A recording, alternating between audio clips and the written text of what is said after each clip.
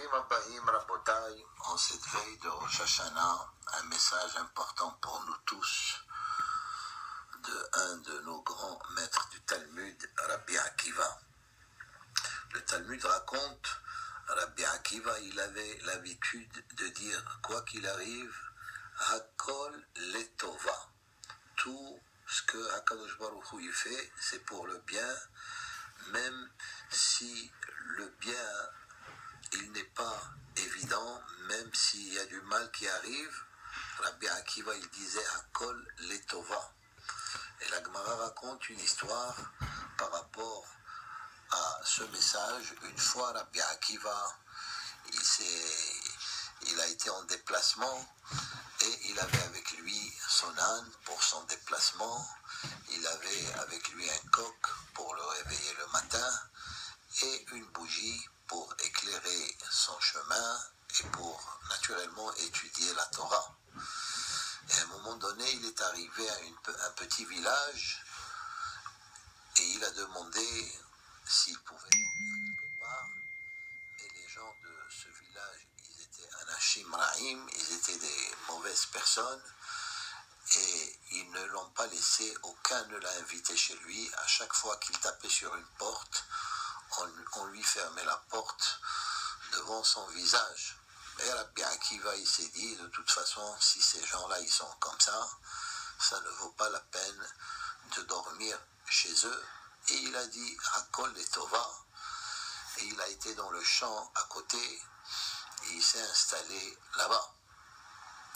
Petit à petit, la nuit elle tombe et Rabbi Akiva il avait le bittahon b'Hashem qu'Akadosh Baruch Hu il va le protéger. Et à un moment donné il écoute, en pleine nuit il écoute la voix d'un lion qui était dans les alentours et il s'est rapproché de la tente de Rabbi Akiva, il a dévoré son âne et l'âne il est mort. Et Rabbi Akiva, encore une fois, qu'est-ce qu'il dit?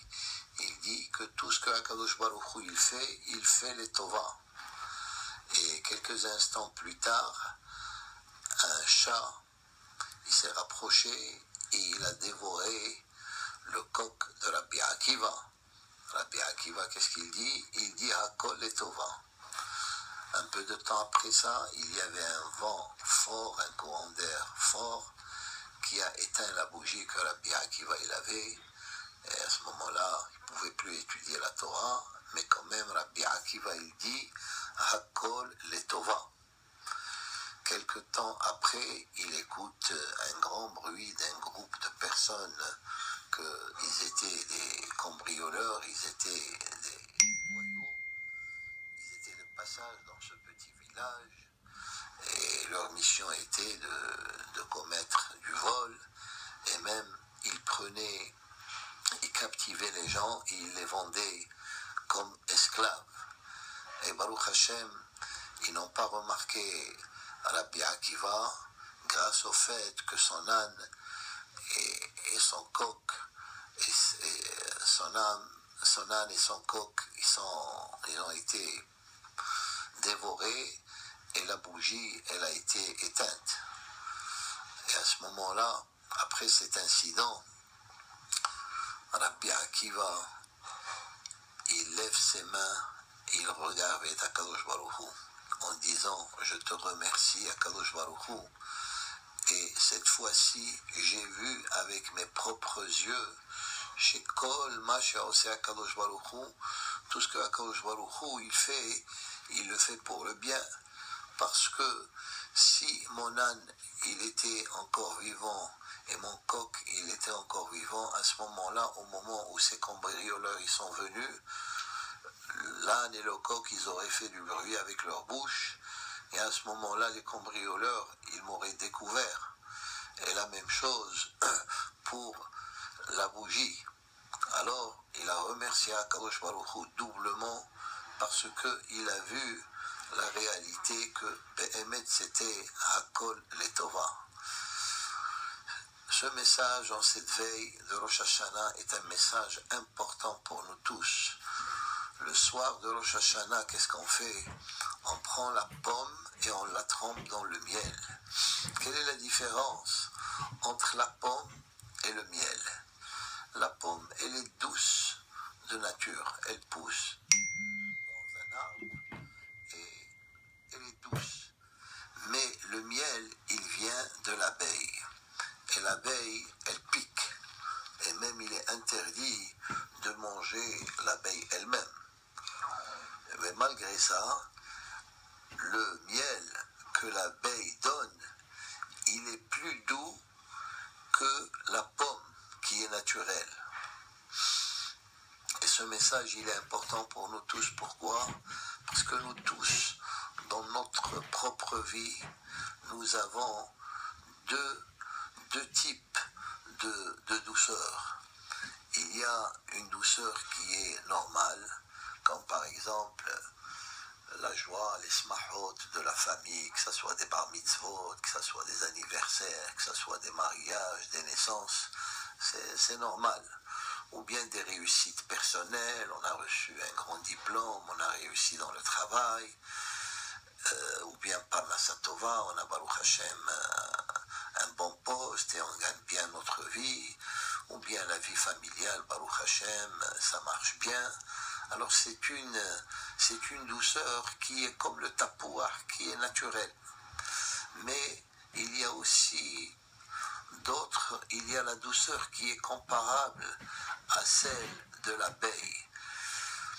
Des fois dans la vie, nous avons des épreuves, les choses ne se déroulent pas comme on l'aurait souhaité, quelqu'un qui a perdu son travail, ou bien un malheur dans la famille, un problème de santé, etc., etc.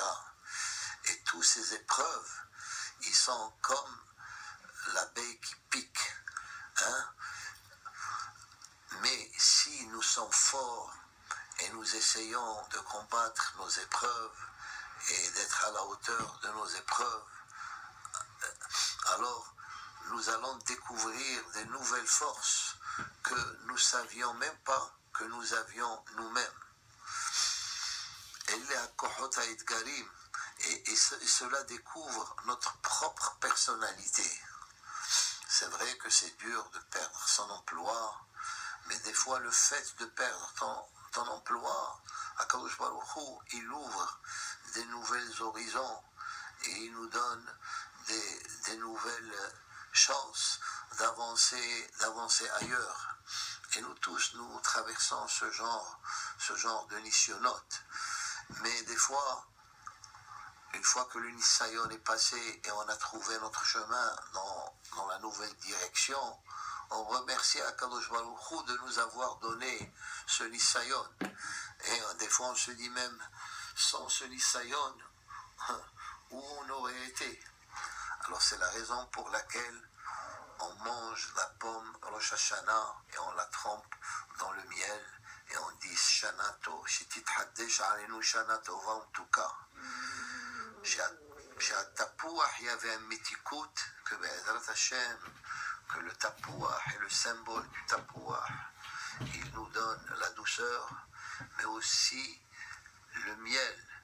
Et son message, il nous donne la beracha, et espérant que le miel, il sera plus doux et plus fort que la pomme.